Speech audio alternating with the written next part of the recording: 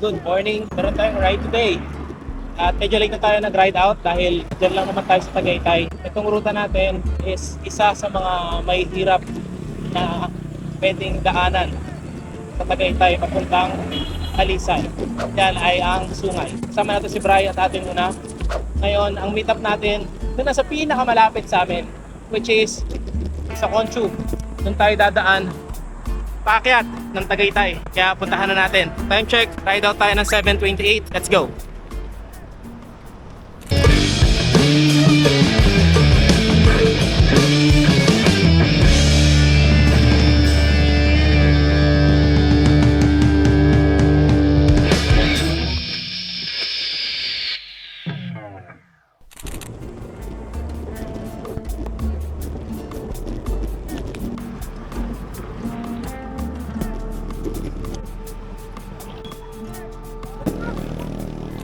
7:45 AM, kakasama na kami. Daanan na natin tong Conchu, packet ng Tagaytay. Last time na dumaan ako dito, inaayos yung ibang parte ng kalsada, yung malapit na sa Pangal Road, papasok ng Amadeo. So ngayon, sana okay na para smooth ang ating ride, packet ng Tagaytay.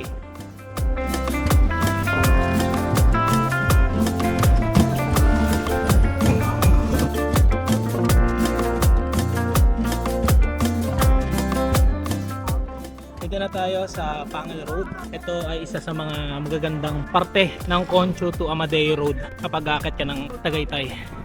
Ayan, nandyan si Ate Nuna at saka si Brad. Ito yung possible camping site. Hindi ko alam kung gagawin nga nilang camping site to. Pero parang anuhan sila ng mga buko. Farm siya ng mga buko. Ayan. So from here, patag siya. Pero kung nakikita nyo, elevated na yung sa dulo kasi yan na yung merong intersection pagka kumanang ka pa 13, diretso Tagaytay, and pasilang naman yung kaliwa. Tapos pag dumiretso tayo pa Tagaytay, yan yung puro ahon na madadaanan natin hanggang makarating tayo ng Poblacion 1 connecting to Amadeo Tagaytay Road. Let's go!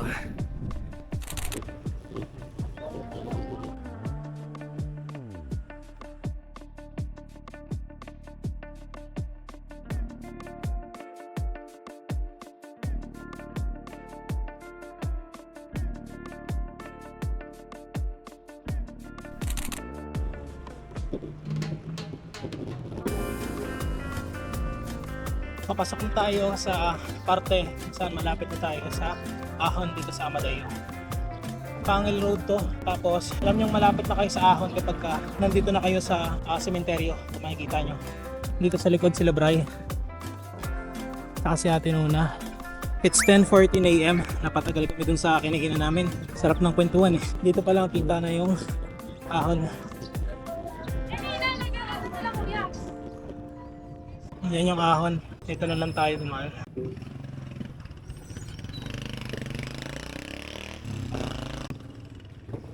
Parang piyesta pa yata dito ngayon ha.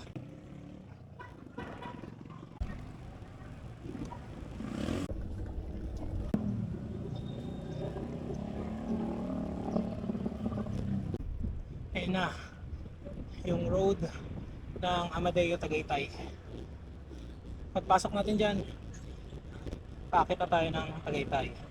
At syempre kailangan natin expect na mas rolling dito sa parting ito kumpara dun sa kanina. Pero malapit na tayo sa Tagaytay.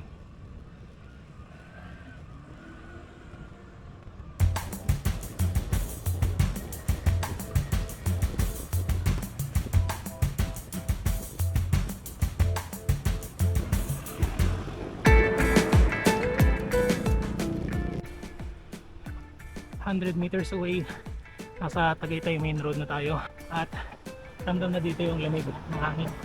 Pero syempre yung init ng araw, grabe. Ayan sila Bri. Ito na yung huling stretch ng ahon bago tayo makarating ng main road. Woo!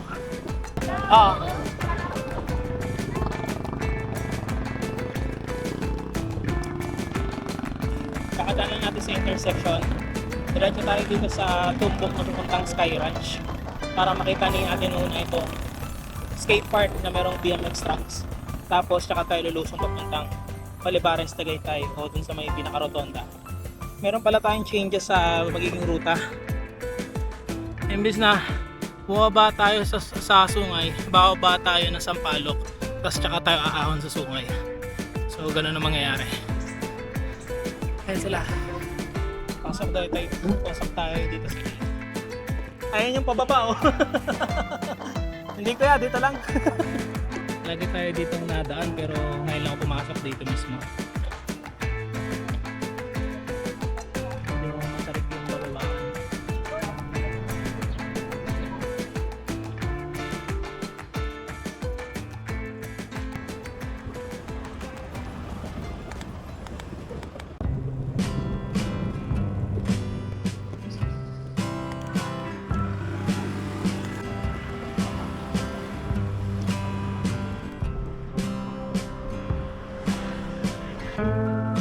Time check, 11:30. Dito na tayo sa Rotonda. Okay lang kasi nakapagpahinga naman tayo at mas nai-enjoy natin yung way. Dito tayo bababa sa Sampaloc.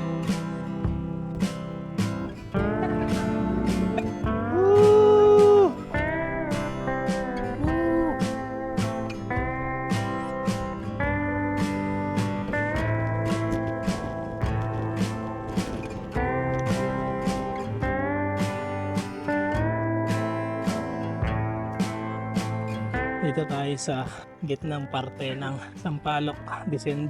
Ito yung merong ahon na at least 7 to 8% gradient.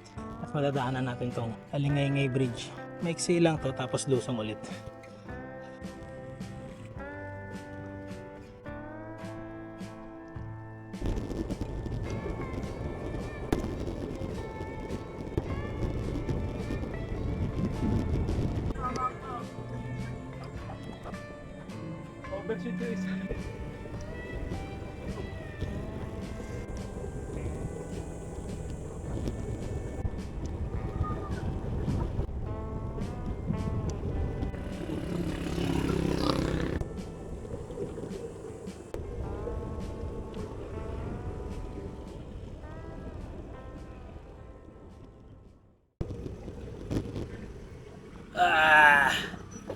Ubos ang aking brake pad.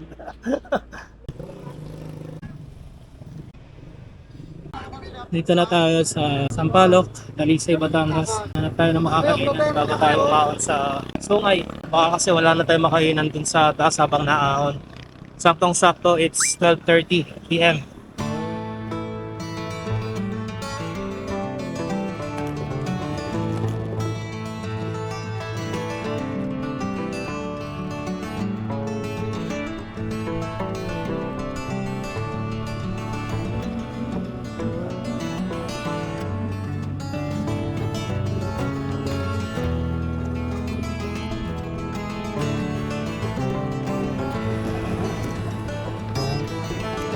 Yan na yung packet ng Tagaytay.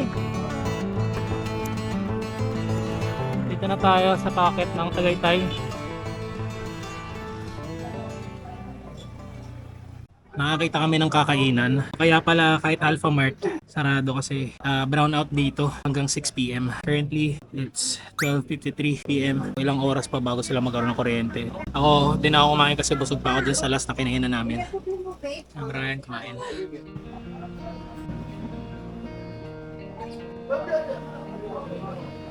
$1:13, tapos na tayong kumain. Ako uminom lang ng tubig kasi busog pa ako. Eto na, ahon na tayo dito sa may Sungay. Ayun, medyo lumilim. Sana tuloy-tuloy na ganito habang umaahon tayo. Eto, akit na tayo! Woohoo! Sana hanggang Tagaytay malilim. Let's go! Dito pa lang tayo sa bungad. We're dealing with 3.1% gradient. Banayad pa to, Talisay pa to. Ako na tayo kala Brian.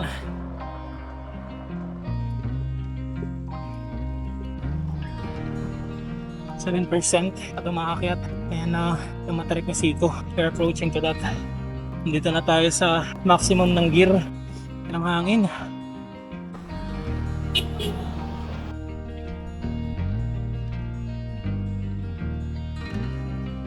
Time to shine. Ah.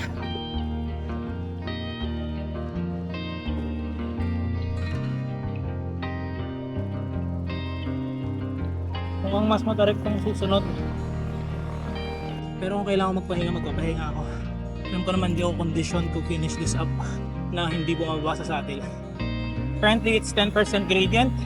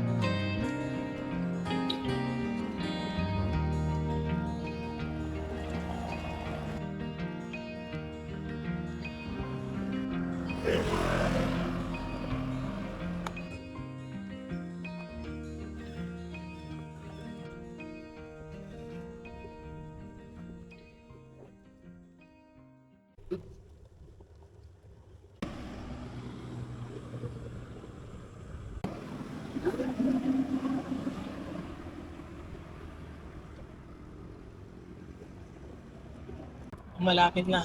Meron ng tindahan dito. Yun, bili tayo ng tubig. Ate, may tubig kayo malamig? Tubig pa. Time check. It's 3:07 PM at nakapag water break na rin. Ngayon, sabi nun ng mga nagtitinda, nasa kalahati pa lang tayo or papunta pa lang tayo sa kalahati ng ruta na to mula baba hanggang Tagaytay dito sa may sungay. Matatarik yung mga unang ahon na nadaanan namin pero ngayon medyo mas banayad na. Kaya kaya ng dahan-dahanin talaga. Grabe talaga.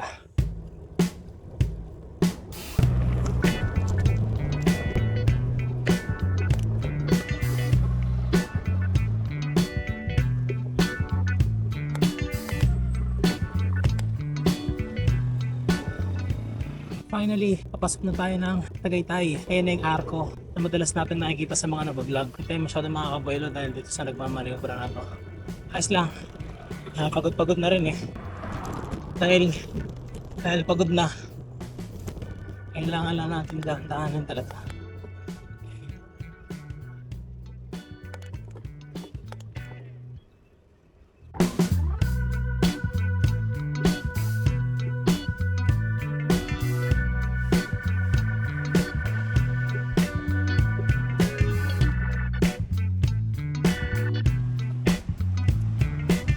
Malapit na, konti pa, Tagaytay na to. Yung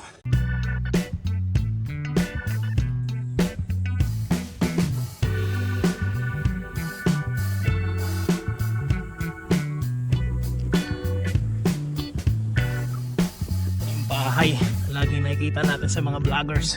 Malapit na to, konting tiyaga pa.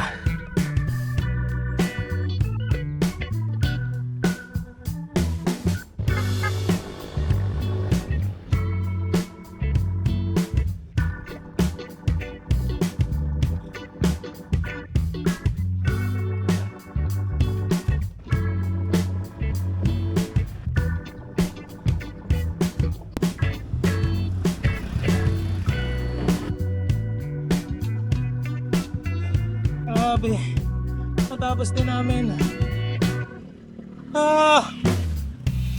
Natapos din. Grabe talaga. Ayun si Day, it's 4:10 PM. Natapos din namin sa wakas. Grabe pre.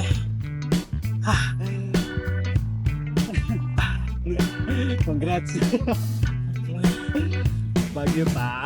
Bagyo pa! Yay! Akala ko talaga ay di ko matatapos ang sungay ride na to. Kaya pagkatapos umahon sa Sangkaterbang Siko, paakyat ng Tagaytay, Sa tirik na araw ay kumain muna kami dito sa Tagaytay at nagpahinga. Pagkatapos ay dito na kami nag-iwahiwalay. Ako ay bababa sa Amadeo at sila Bray at Ate Nuna ay sa Santa Rosa Tagaytay Road naman. Akala ko talaga di ko matatapos. Dagdag motivation din na may kasama o group ride kami sa pagdaan dito. Kapag napapanood ko mga idol nating vloggers na madalas dito mag-training sa sungay ay parang di naman ganun kahirap, pero experiencing it para akong nasuwag ng sungay. Kidding aside, this is another achievement for me dahil sa hirap ng pag-ahon halos di na ako nakakapagsalita sa vlog. This is just 84 kilometers mula bahay hanggang pag-uwi, pero dito ko masasabi na nalaspag ako legit. Inabot din ako ng dilim sa daan pero mas maaga akong nakauwi kumpara sa mga previous long rides natin. Hanggang dito na lang ang sungay ride na to. Salamat sa panonood. See you on the next ride at ingat!